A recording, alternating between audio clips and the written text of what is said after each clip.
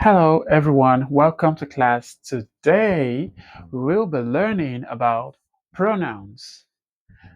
I'm sure you're glad to learn about pronouns. Yes, of course, I know you are. So let's dive into the lesson for today. What is a pronoun? A pronoun is a word that is used in place of a noun in a sentence to avoid repetition of the sound. So we use pronoun in order to avoid repeating a noun in a sentence or in a passage. Now let's see some examples of pronouns. Some of the examples of pronouns include I, he, she, it, you, we, they, them, us, etc. Let's see how pronouns are used in sentences. Example number one. Mark is playing. So if I'm to replace Mark, which is the noun and subject in the sentence, we'll have he is playing. Example number two, Rose is dancing. If I'm to replace the subject's Rose, which is a noun in the sentence, I'll have she is dancing. Example number three, Mark and Rose are friends. So if I'm to replace the subject, Mark and Rose, which are nouns, they are going to be replaced by a plural pronoun, they. So it reads, they are friends. And the final example here is the ball is on the table. The ball is on the table. If I'm to replace the subject, the ball, which is a noun, it will be replaced by the pronoun it. So it reads, it is on the table. Now let's look at the types of pronouns. The first one is personal pronoun. Personal pronoun is used to refer to specific persons or things. Specific. It can be grouped into first, second, and third person. Let's look at the first, second, and third before we move to the other types of pronouns. Now, first person has I, we, me, and us. I, me, we, and us. These are first person pronouns. Now, I and me are singular, we and us are plural. And don't forget, I and me are singular, we and us are plural. Let's move on to the second person. And in the second person, we have you. And you can be used in the singular form and also in the plural form. I had to give an example so you understand. Now, example number one, talking to John, singular. You are next to perform. And the second example, which is plural, talking to a team, a group of people.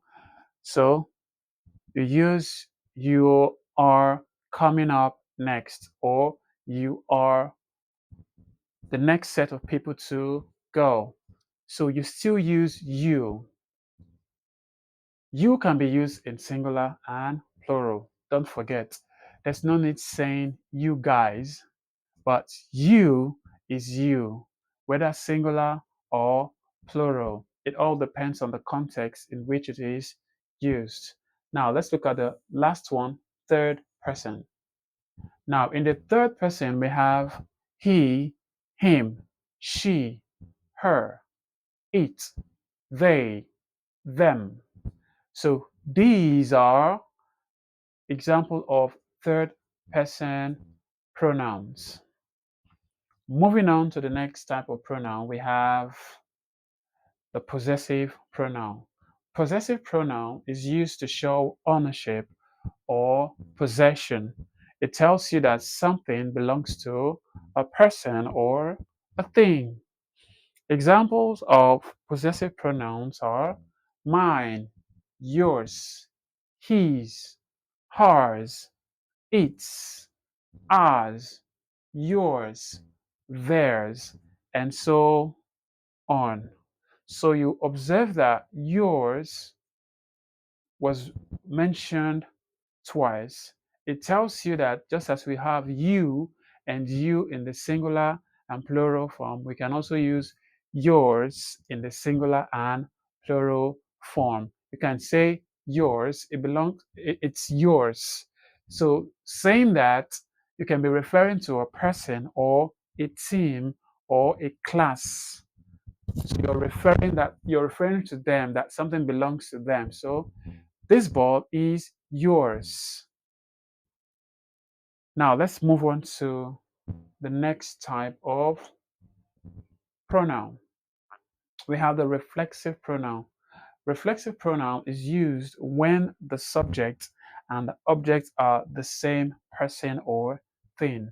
So here we use reflexive pronoun when the subject and the object are referring to the same person or thing, and it usually ends with self in the singular and selves in the plural. Some examples of reflexive pronouns are myself, yourself, himself, herself, itself, ourselves, yourselves, and themselves. So these are examples of reflexive pronouns. Moving on to the next type of pronoun, we have the demonstrative pronoun. Demonstrative pronoun is used to point out specific people or things. We point out specific people or things. There are just four types of demonstrative pronouns, and they are this, these, that, and those. This and that tells you it is singular, while these and those tells you it is plural. And another thing you need to know about this is that this is close to you, that is far away. These are close to you, those are far away. Now, moving on to the other type of pronoun, we have relative pronoun. Relative pronoun is used to connect clauses and refer back to a noun mentioned earlier. So, one, we use relative pronouns to connect clauses together, and secondly, we use relative pronouns to refer to a noun that was mentioned earlier. Examples of relative pronouns are who, whom, whose, which, and that. Now we move on to the next type of pronoun, which is interrogative pronoun. Interrogative pronoun is used to ask questions. Examples of interrogative pronouns are who, whom, whose, which, and what. The difference between the relative and the interrogative, they look like they have the same set of words, but the difference here is that for interrogative, they are always at the beginning of the sentence because they are asking a question. Moving on to the next type of pronoun, we have the indefinite pronoun. The indefinite pronoun refers to people or things in a general or non-specific way. We just generalize, or we don't really specify the particular person or thing we are talking about.